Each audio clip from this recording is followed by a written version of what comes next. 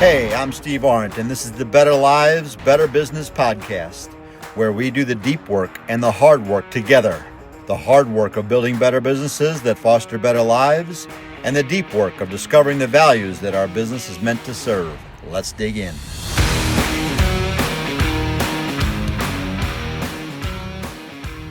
Hey, Steve Arendt here. Thank you so much for being with us today in this episode. You'll notice that in the last couple of weeks, we rebranded ourselves, and our jingle on the front end of things talks about the difference between hard work and deep work. There's been some questions about that. What do I mean about that?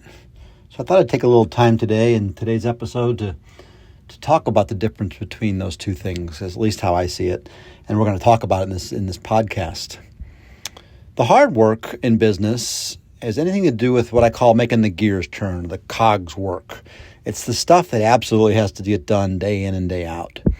So whether you're producing a product or providing a service, it's those things that your team, yourself have to do in order to deliver your product or service to the customer day in and day out. So if you're making a product, it's producing your widget, it's getting it packed up, it's getting it delivered to your end user. If you're providing a service, it's getting everything arranged so that and sending your people out to do that service. In both of those cases, it's collecting the bills, doing all the accounts receivable and accounts payable to your vendors. So if any one of those cogs in your wheel doesn't work in any one given day, your business can come to a screeching halt. So we can spend, as leaders or creators of our business, we can spend all of our time making sure that all the cogs are working and everything's marching in the same direction and moving forward. Because if it doesn't, things stop. So it's pretty simple. Hard works are making the cogs in the wheel work. But it's different than deep work. You really don't have to do deep work in your business. But as the business grows and things tend to mature, you have the opportunity to do deep work. What do I mean by deep work? Deep work is the work of making those cogs and wheels run more efficiently. So oddly enough, most often when you do the deep work, it requires that you stop doing the hard work for a little bit, at least as the leader or manager or person who runs the company. So stopping and kind of pulling away and getting yourself in a headspace where you can look at the overall picture, everything that's happening in the company, and deciding where your inefficiencies are and start to work on those inefficiencies to make them more efficient. So what do I mean? Let's dig into that a little bit. There's a rule out there called the 80-20 rule, and it applies to many things in life. But when we're talking about it in this context, we could say that very often in your business, 20% of your efforts or 20% of the things that your team or your business does brings you 80% of your results, or very often 80% of your profits. If you're able to step back and do the deep work, in other words, step back and stop doing the hard work for a second and try to identify what are the most efficient efforts that you have that produce that 80% of the profits for you. That may take a little bit to see. You may have to get other people to help you see that. But most likely, there are things in there that are super efficient for you. And you want to ask yourself two things. How can I do more of those type of activities because you want the least amount of effort for the most amount of profit? And equally important, what are the activities that we're doing that are consuming a lot of our time that are giving us the least amount of results? So if you want to stop doing those things or you want to make them more efficient. And again, it just takes some time. You got to stop and pull back to take a look at that. So let's dig even a little bit deeper into that. What do I mean? How might you do that? Well, there are a couple areas in your business you want to take a look at. One area would be your finances. Very often your numbers will tell you what's going on. If they don't, you can arrange them so that they will. We talked about in a previous episode forming dashboards, and this is where it's really important in doing your deep work. So you can take a look at things. One of my favorite is if you've got any number of employees for you, what you want to take a look at is called a labor efficiency ratio. So every dollar that you pay out for labor, how many dollars are coming in a gross profit sense. So you want to understand that ratio. That ratio, for every dollar you spend, depending on your business, but you might want to be somewhere in the $2 to $3 range of gross profit coming into your business. That's something you can pay attention to, and it'll quickly tell you where you're efficient and where you're not efficient. There are other things in your finances that you want to take a look at, and again, depending on your business, but all businesses at one point or another probably take on some debt. Debt can be an awesome instrument to help you grow, but it also has something that has to be serviced every day. So how well are you managing your debt? How quickly are you paying it back? How efficient are you using that money that you're borrowing so that it produces more than you owe back? So there are many different ratios around debt that you can take a look at in your business and monitor to know that you're having healthy debt and not the unhealthy type of debt. Because debt can grow you quickly, and it also can kill you quickly. So it's really important to take a look at that. If you own buildings and large spaces to offer your service or produce your product, you want to take a look at the cost of owning that space against your either revenue or profits. So what is that? And so how well are you using space? That's what those numbers are going to tell you. And very often there, what you'll find is over time, you're using your space very inefficiently. So once you start to take a look at those ratios of cost of space against your profit or revenue, you're going to very quickly see that you need to become more organized in the space that you have. So there's many things you can take a look at in your finances and doing your deep work to going to help you become more efficient. You can also take a look at your culture. When you have a good culture, it means you have a good team and they're very efficient at moving together. We did another podcast on that. We talked about using personality profiles to help you understand the profit and how your team is going to work together. Other good models that you can take a look at are the armed services, like the Army. The Army trains people to be in small groups. It might be like the Army Rangers. Those people are very, very efficient in what they do. They have the right tools. They know what they're supposed to do. They know what success is supposed to look like, and they're very nimble at doing that. At a little bit larger scale, it might be more like your business where you've got more people involved. The regular Army would have a lot of people involved. And the very first thing you do when you come into the Army is you go through basic training. That may translate to an onboarding process for our business, kind of the same thing. So what does your onboarding process look like? Are you teaching the people that are coming on board what your culture is, what you expect from them and how to interact with your other people, what you expect from them in the job that they're doing? Are you training them correctly in the job that they're doing? Do they know what they're expected of them in terms of output? What kind of quotas are they supposed to be doing? Getting really clear on that. And then making sure that all your different departments and people are able to work together from a human standpoint, from a psychological standpoint, from an emotional standpoint. Because if they're bickering and constantly fighting with each other, your inefficiencies go way down. And you'll see that in your numbers. So paying attention to the soft side of that, called culture, is really important. Not everybody has that skill set. That's why HR departments exist. That's why HR consultants exist. They can help you if you're not very skilled in that side of things. But it is the soft side of business that really needs to be paid attention to.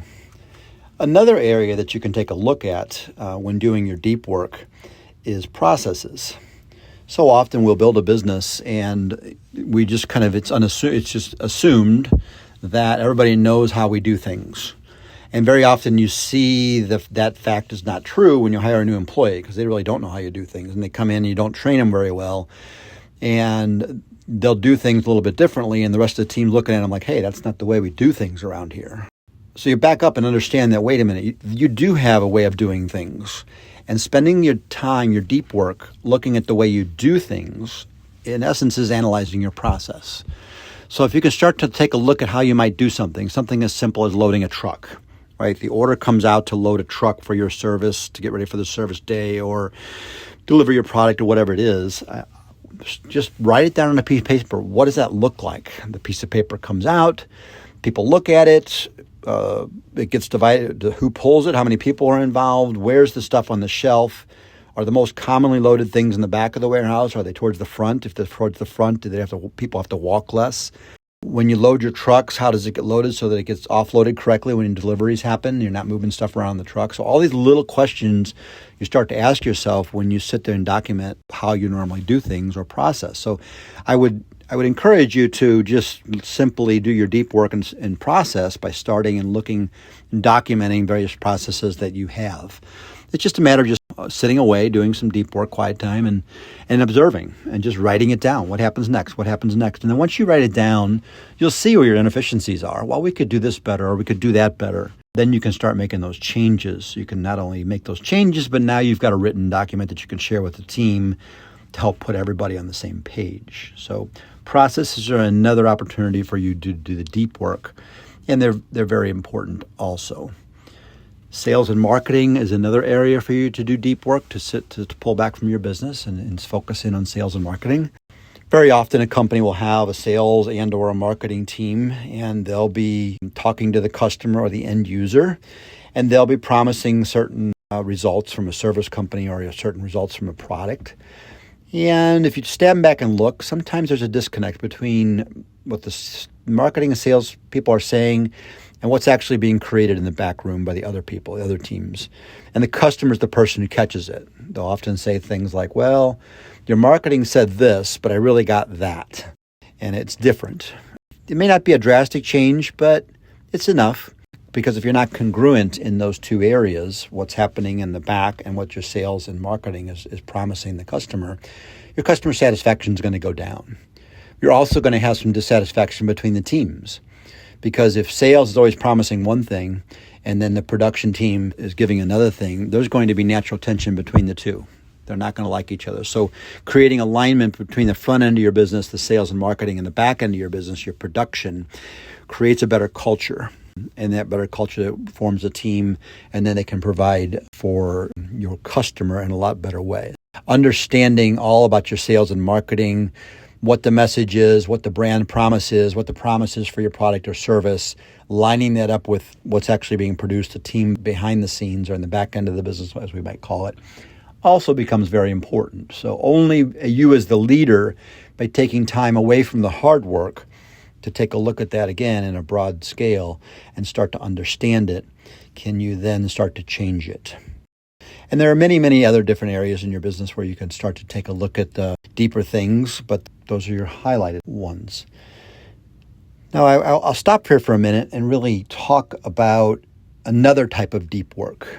I may refer to this in the future as the deep, deep work, or doing the work in the deep end of the pond or deep end of the pool. Because think about a pool, when there's usually a rope that kind of differentiates between the shallow end and the deep end. And when you cross over that rope and you're making your way further in the deeper end, it keeps getting deeper and deeper and deeper. Maybe there's a diving board there or something so that you don't hit your head when you jump in at the really deepest end of the pool.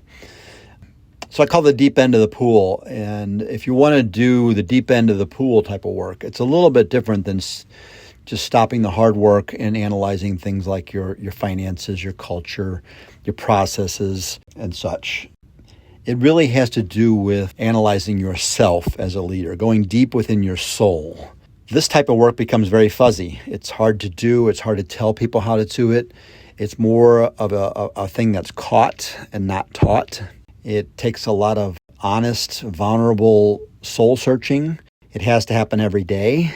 You have to ask yourself questions like, why do I get out of bed in the morning? Why even have this business? What's the purpose of the business? What's it serving? Is it just to bring me more money, or is it to provide a better life for my family, or provide a better life for my employees and their families? There's no wrong answer here, but getting clear on that why is really important.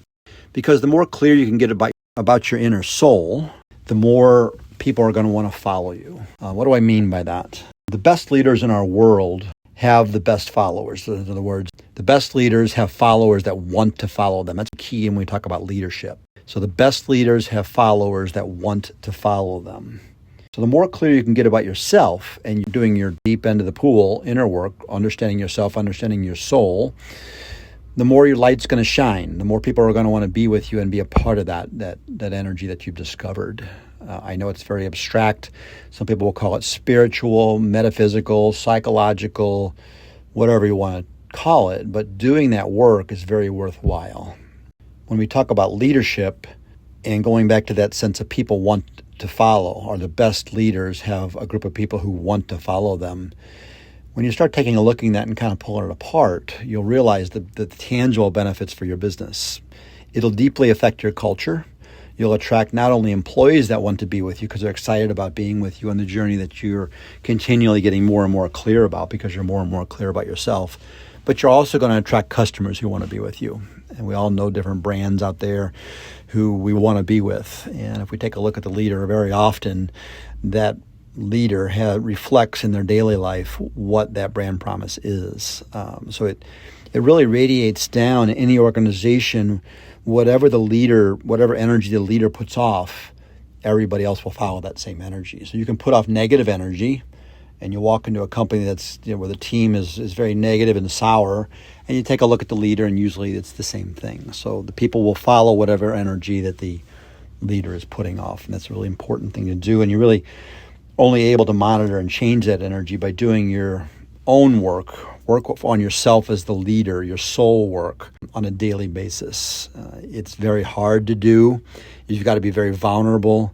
You've got to be very honest with yourself. Most likely, there are things about yourself you don't know, so you're going to have other people help you, whether that's professionals or very close friends or confidants or partners, life partners.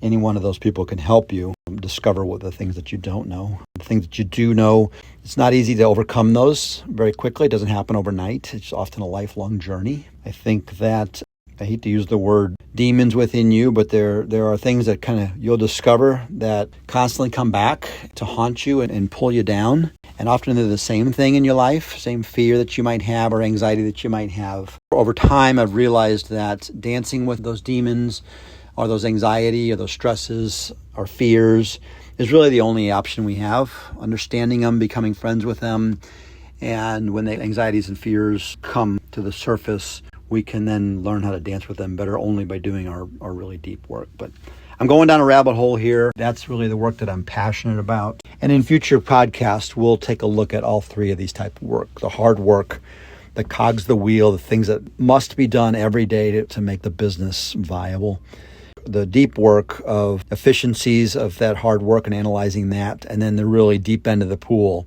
the deep work of the soul work of the leader himself. So in our podcast, we'll touch upon all three of those. We'll have people on who run companies, own companies, and develop companies, and going to share their journeys in all three of those different areas.